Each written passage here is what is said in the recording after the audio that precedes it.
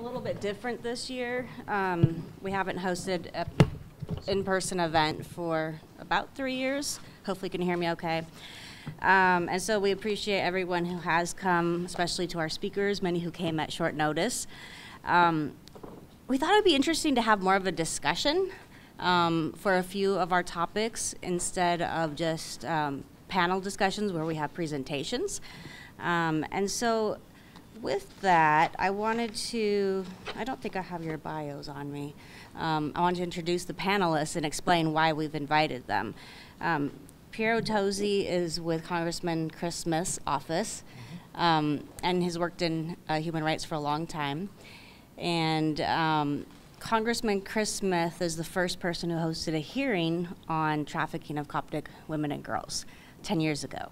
And our president, our current president, Carolyn Doss, testified at that hearing. So this is kind of bringing together a full circle of history of the office that is kind of the champion and been, I guess, the leader on this issue. And so basically we want to have a little bit of a conversation to see, you know, what's happened since then. So I'm going to start with you, Piero. How did Congressman Smith first become involved on the topic of trafficking of Coptic women? Well, and thank you. It's very good to be here.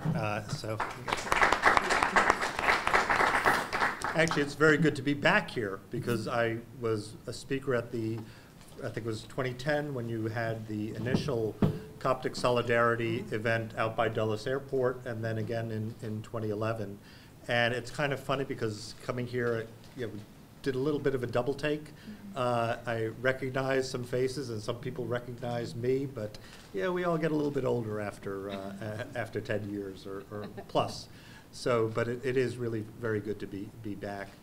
You know, Congressman Chris Smith has really been a leader on the issue of human trafficking, and he's the author of the Trafficking Victims Protection Act, Prevention Act of 2000, which is sort of the template for it. And even before that, he was involved in the issue and really kind of created that issue, created that space in the Department of State, the Trafficking in Persons Department. He created the position of the ambassador at large on human trafficking.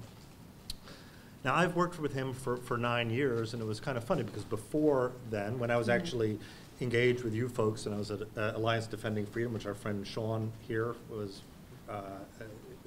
now with, I remember bringing Adele Gindi to, and were you too, Majid?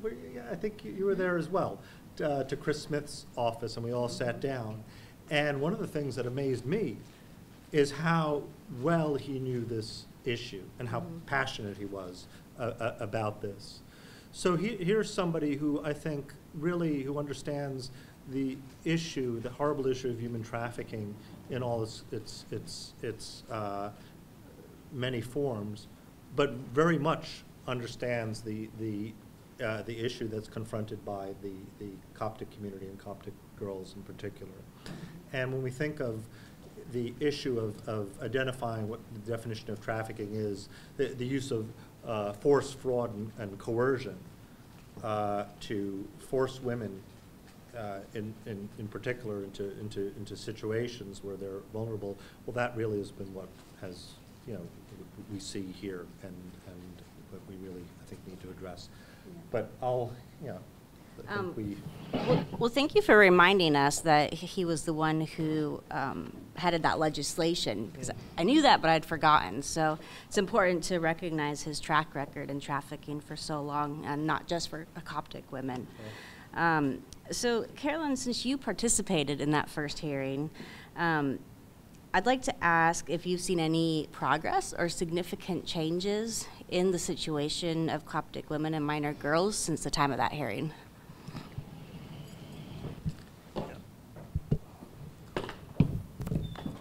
Thank you, Lindsay. Awesome question. I think I was initially invited to join the discussion or the hearing because I work with a lot of Christians who come from Egypt and apply for asylum, many of which are women, of course. And I have not seen an improvement. I have actually seen a decline. Now, unfortunately, because the government does not prosecute these crimes. You won't find any actual data on it, but from an asylum attorney's perspective, I have seen an increase. So one of the most common questions I ask women when I'm working on asylum cases is, of course, why are you afraid? And all of them say, I don't want to get kidnapped. Okay, well, why do you think you would get kidnapped? Oh, because there was this lady who lived on the street behind me, and I would say in at least 50% of cases, women can actually point to a woman they know in their neighborhood or their church that was kidnapped. Do you remember her name? Oh yeah, this was her name. So it's very real to a lot of the people that are women who are choosing to flee Egypt. And if they didn't know of a personal case, then it was something they were reading online. Now, because of the advancement of social media, everyone has access.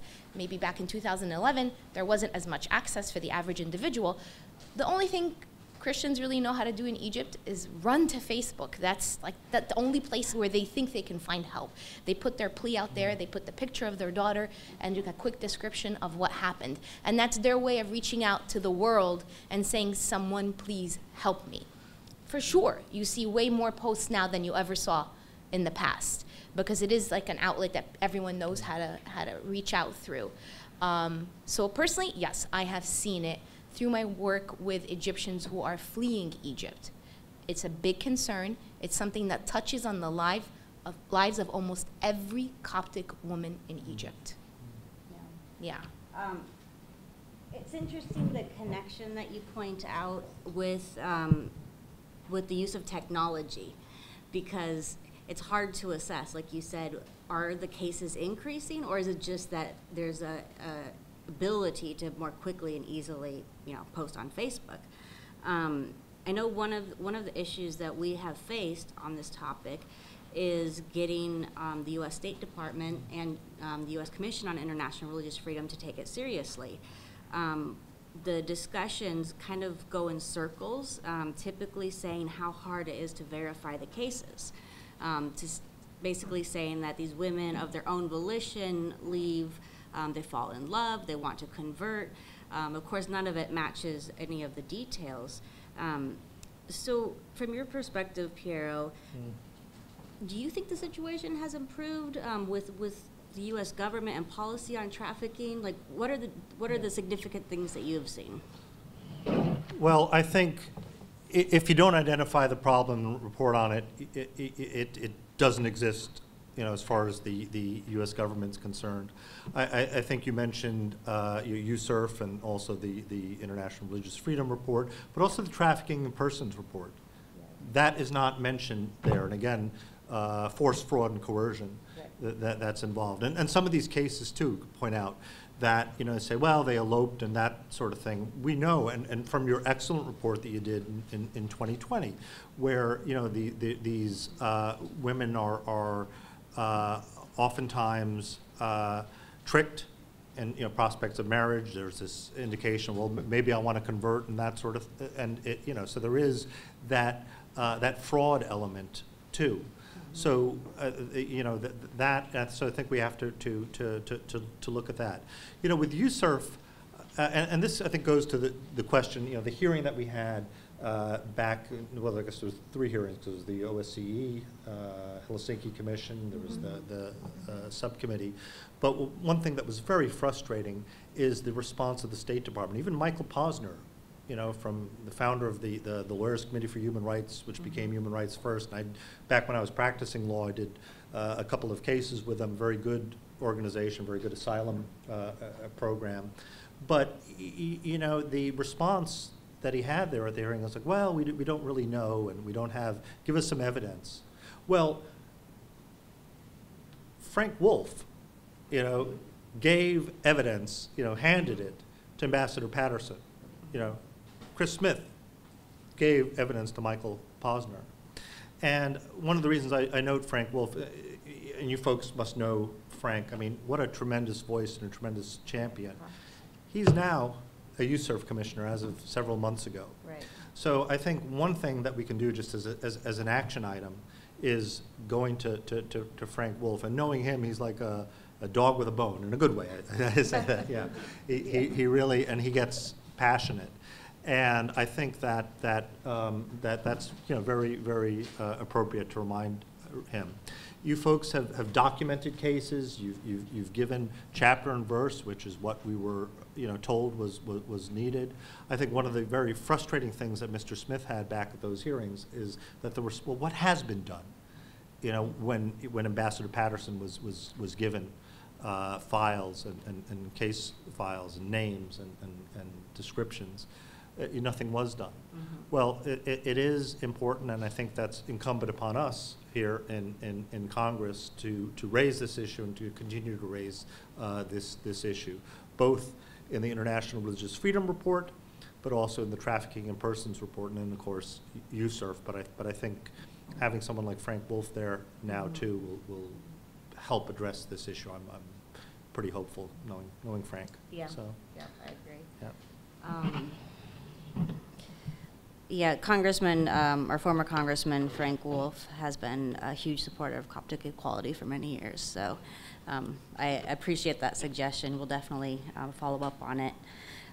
In terms of what we were just speaking about, like how we document it, and so Congressman Smith expressed frustration, like what is being done. We have had this conversation over and over again. How do you document these cases when often people are being threatened? So let's say a minor girl is taken and her family goes to a local police station. Often what happens is they either refuse to take the report, or they sometimes just take the report and not do anything about it. I mean, there's a lot of variations on this theme, right? But essentially what happens is the police do nothing. It has been documented that often they are being financially compensated for not saying anything. And at the end of the day, what do we have? We have personal phone calls reporting to us that these women are missing, followed often by visits from national security, and then families being intimidated, withdrawing their complaints. And a researcher may laugh about Facebook, but that's often where most of these posts are happening. It's a priest put on Facebook when a woman goes missing. And this is one of the main ways that we can track it.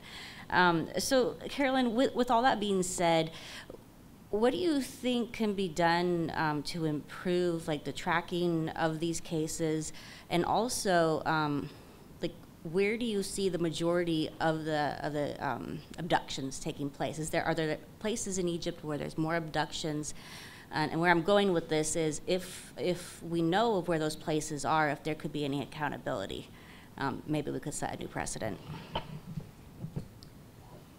Thank you. So as far as tracking, I think we pretty much touched on that. It's almost impossible to track accurately what's happening because the government refuses to prosecute. And then on one side, in addition to refusing to prosecute, you have the pressure that they put on victims in the event that the victims' families spoke out, looked for their girl, insisted on justice. So because government puts so much pressure on victims and their families, it's almost impossible to get real numbers. It's up to organizations like Coptic Solidarity to take in those complaints, document them as best as possible, track through things like social media, the only media, Facebook, the only media outlet Egyptians tend to use. But until the government does their part and steps up to it, then we will have a difficult time to actually track these numbers. And that's probably one of the things that people, on the US side can do, put pressure on their counterparts. Hey, find me one person that's been arrested for this in the last decade. Just one. Just one. I mean, it's kind of hard to imagine that, all these girls ran away because they were in love with these people. Mm-hmm. There isn't one. Even the cases with minors, whether they even wanted to go or not, this is a crime. In the United States, that's statutory rape. You cannot just take a child and disappear with her. And there's actual laws in Egypt that would prevent that, but they're not implemented in Christian cases. They're not. And then the second part of your question was? Are there certain areas where the kidnappings, abductions take place more than others? No. I have clients all over the country. And you would think you wouldn't hear about it happening in Cairo, but it does. It does. Cairo, Alexandria, Upper Egypt, everywhere. This has become so common because it's easy. It's easy. And if the family pushes it, you know, police, in many cases, quiet down the family. I remember reading a case a couple years ago. I don't remember, you know, the details of it, but the overview was, girl gets kidnapped, family's like, I'm not taking this. They put the, the Facebook post up, and then the family and their relatives go and do a little, you know, as best as they can, protest in front of the police station. I remember the brother's arm is broken, the mom is injured in whatever way, and ultimately a bunch of the male relatives got arrested and got restraining orders slapped on them. That was the reaction of the police when the family pushed it.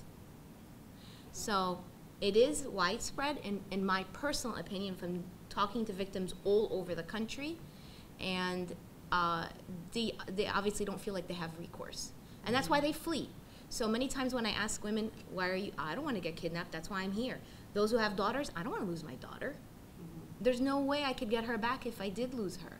So they would rather abandon their careers, their homes, their families, everything they've ever known to preserve the safety and well-being of their families, and that's why they come here. Yeah. It's so much more pervasive than most people realize. And I think that's one of the reasons why we can't give up, and Coptic Solidarity will continue to try to create awareness despite the difficulties of documenting. Lindsay, might I add one more thing? Oh, absolutely. Since we were on the topic of numbers, we were talking only about actual successful, for lack of a better word, kidnappings. This doesn't include all the attempted kidnappings. Many of the people I meet are victims of attempted kidnappings. That's another whole category.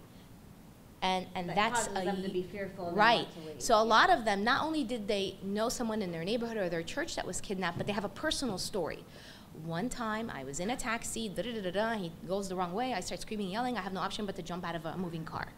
I remember another one which was really terrible. There was an attempted kidnapping and a woman was carrying her toddler. So the taxi cab driver goes wherever he's going, assuming this woman is not going to be able to react because she has a child in her hand, just decides to, like, you know, start beating the guy in the back of the hand. Taxi cab slows down. She jumps out with her kid. The guy pursues her, stabs the baby instead of the mom. Thank God the baby survived, just with a very large scar on their leg. But, I mean, there's plenty of stories out there, and those will never get documented. Those will never get documented. So that's like another category. But, Yeah. Sorry, toss it back to you. No, that's that's an important point. I'm just saying, look like, save that for later. Yeah, save that for later. With all of that that Carolyn has shared, and the difficulties of documenting, sorry, let me rephrase this. There's a lot of members of Congress who would like to have a good relationship with Egypt. We understand that you know, there's a lot of other factors in the U.S. relationship with Egypt that are not just about human rights. Sometimes, almost always, those other factors are a higher priority. So kind of with that in perspective, what types of actions, what types of things could Congress do given the relationship that we do have, and maybe what kind of things would be compelling to members who say, well, I want to help with human rights, but I also want to maintain a strong relationship with Egypt? Yeah, I mean, I think you ask a very real question, and we have to look at the larger context. And Egypt, for all its problems, is we have friendly relations. We obviously give a lot of military and other assistance to Egypt. And we also have to weigh, you know, the issue of, you know, if we go back a decade ago, the issue of the Muslim Brotherhood, and, you know, the relative balance, yeah, and the problems here. And sometimes we're confronted with a situation that's a bad situation, but there are also worse alternatives. So we do have to be, I think, clear-eyed and realistic about this. I think that you do have members who do have a relationship, and I'll say this too in fairness, that, you know, Egyptian diplomats are quite professional and quite good, and they also are reasonable, and you can dialogue with them. I think if you develop a relationship, you are also able to do sometimes some quiet diplomacy, as it were, and you can bring specific cases involving Coptic Christians. And I'd also say that, you know, you receive a very different reaction, say, than some of our counterparts who push figures that are, you know, ties with the Muslim Brotherhood. There's a very different attitude towards those types of cases and political prisoners and whatnot, as opposed to Coptic Christians who may be bloggers or other such things. So there is, I think, a practical reason for wanting to maintain good relations, and that generally there is an open door, or lines of communication are open. And one, it's a practical consideration. You have to weigh, you know, sometimes making an angry public statement can be counterproductive. Sometimes it is productive. That's a balance there. But you know, I think there's a very good question, and you know, we have to be sort of realists, you know, Aristotelian realists as well as Platonic idealists. You know, you know, as we approach these things. So yeah, but that's a good question. Yeah. No easy answers there. We've run a little bit behind schedule today, so I think I'll just do maybe one more question with each of you. One of the things that Carolyn touched on in her opening statement was about, you know, the cases that of attacks and whatever crimes that happen against cops. What gets reported in the media is typically, you know, maybe 1%, a very tiny percentage of the number of atrocities that are actually happening. It's typically with the cases that are reported in the media where somehow magically the woman is returned.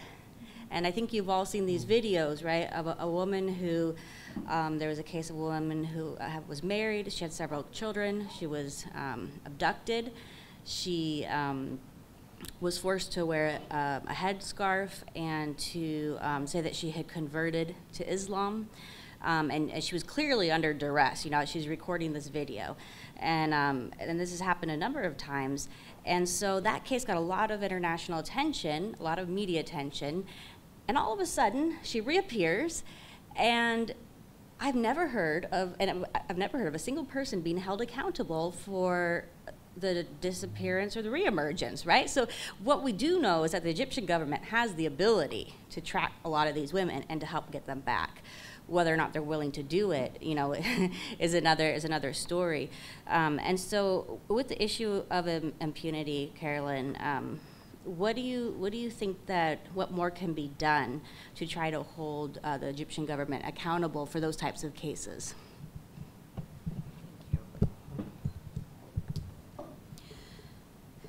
I would have to say pressure from our side. Unfortunately, the Egyptian government doesn't seem to respond to anything else but that. I mean, this has been going on for a really long time. They're very well aware of it. Something like this is not going to happen and the government not know about it. They know about it. And like you said, they reappear. So they know the source, they know where the girl was held. Obviously they have these details, but they intentionally choose to not prosecute. International pressure. You know, I thank organizations like Coptic Solidarity for highlighting the issue. Unfortunately, it's something that doesn't get much attention. Coptic Solidarity does put together these reports and at the same time help families, for lack of a better word, expose, promote the tragedy that's happened to that family. And those high-profile cases that do get international attention, those girls are sometimes returned. So I do, although I don't think the government without any pressure will do anything about it, at least organizations like us can try and get as much attention to these cases, perhaps increasing the chances of a return, which at the end of the day makes a difference in the lives of that particular family. Yeah. And I might just add, too, that using international mechanisms, United Nations mechanism, whether it's the Universal Periodic Review or special rapporteurs such as on freedom of religion and belief, and there are a number of ways to apply, I think, that pressure that Caroline was talking about and kind of shine a light on it. So that's another avenue as well. So.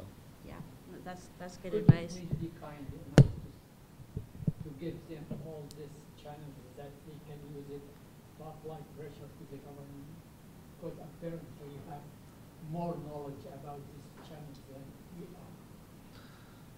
are. Yeah, I think, it's kind of funny because I think when I spoke 10 years ago, that was one of the topics I was asked to speak about, was using these channels. And I know I see Sean over there. I'm going to volunteer him too, because he had I was in his position back then, but it's a UN accredited organization, but using the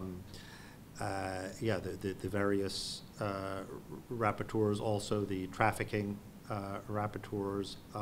So it's using multiple channels and streams, the U.S. government, but also United Nations as well, and hold countries accountable. When you sign the Convention on the Rights of the Child, when you ratify that, as Egypt has, there is a treaty monitoring body for that. And that's also, they receive reports as well. So utilizing all these various mechanisms, because oftentimes, as Caroline mentioned, these are children who are kidnapped, and that's another avenue. So I think we can look at sort of the universe and these various streams and make sure that we're utilizing that. So. Yeah, you're actually answering part of my final question. In regard to I just wanted to mention, in regard to working with the UN bodies, Coptic Solidarity, like many organizations, has applied for ECOSOC status and is every time deferred.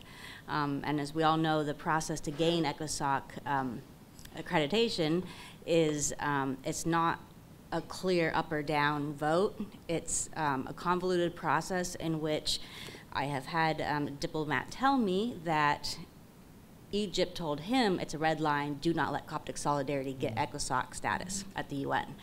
With that being said, what are our chances? So we have been fortunate to have partners that we've been able to work with, and we can approach special rapporteurs, like you're saying, and we can. There's some things that we can do, but in my mind, it leads to this idea of partnership, as well as what lessons can we learn from possibly other communities who've been, because I know that the Copts in Egypt are not the only ones who've been through this. So do you have any parting advice for us, lessons learned from your work in trafficking and international cooperation? Yeah, no, I think there's a lot of people of goodwill out there and organizations of goodwill, and that idea of partnering is very important, and there are organizations that may not be focused necessarily on Coptic Christians, but have a broader interest in religious freedom, for example, that you can partner with. There are anti-trafficking organizations that you can partner with, and I think it's important that your story be told. Okay, and that the oftentimes when people, great work that Caroline does, and just it is when people hear it, one thing that I think surprises all of us is, how many people know the Copts? When Raymond mentions that it's between 10 and 20%, let's just say 15% of Egypt's population. How many people know that? And even you go to Capitol Hill, you know, let alone sort of the man on the street type thing. So it's events like this. It is, and it also is working on effective lobbying. I think one of the early speakers you had was Rafi from the Armenian National Congress. I remember when I spoke, and you were one of the questions that you had, and it was a very good one, is like, look, the Armenians have been very successful in raising and elevating their issues. What can we take to sort of bottle it and, you know, do it same thing ourselves? You look at Jewish organizations too, that's similarly as well. So learning from them, you know, as to do that. There's a hand raised. Yeah, we want to. Yeah. The Copts don't have the same power as the Armenians, or we don't have the same freedom. We could die or be killed just to say our opinion. Well, but I think here in the U.S. You do. I know now Mr. Smith approaches this issue because of you know, just his passion that he has for it. But you know, in New Jersey, you know, you have a lot of Copts there, and you know, they should be going to other congressional offices and Senate offices and saying that, hey, this is important to us. We're your constituents. And so when I mentioned the Armenians, you know, I think that's a group that similarly has been persecuted and has been able to sort of get that into the consciousness of Congress and society more broadly. So that's why I mentioned that as something that I think can be helpful too. If I can make one final comment, kind of like bouncing between Piero and the young lady who just made a comment. Personally, I have tried to recruit witnesses, personally, and it's almost impossible. Although they are safely here in the U.S., they have family members back in Egypt who they are terrified will suffer consequences. I don't know if you remember, we did one hearing. I can't remember. Okay, right, and the one was behind, right behind the curtains, and she testified about her attempted kidnapping. She too had a baby when she was almost kidnapped, and she was terrified. She was terrified, but she was so brave, and they had her behind the curtain, and she made sure to exclude all names from any of her testimony. She was terrified. And I remember her, I think Anne was her pseudonym that she used, and it's difficult because oftentimes we have with trafficking victims or other victims, they're re-traumatized. And that really makes it, I think, very difficult to ask people to go through that when they have suffered such trauma. And that's why, you know, your voice is important, even though you're not giving, say, eyewitness testimony. You still are an advocate, and you're able to get that idea out front. You know, sir. Yes, as a part of the problem of kidnapping Christian women in Egypt is how fast and easy to change their official ID paper. It is very easy to change from Christian ID to Muslim. About 20 years ago, up to 20 years ago, there was a process to change the official paper, to do a hearing committee, or it was called Nasr al-Shad, his advice. The person who has to change his religion has to sit in a hearing with a counselor or sometimes priest to be sure that it is real, his own or her own will to change without any enforcement to change.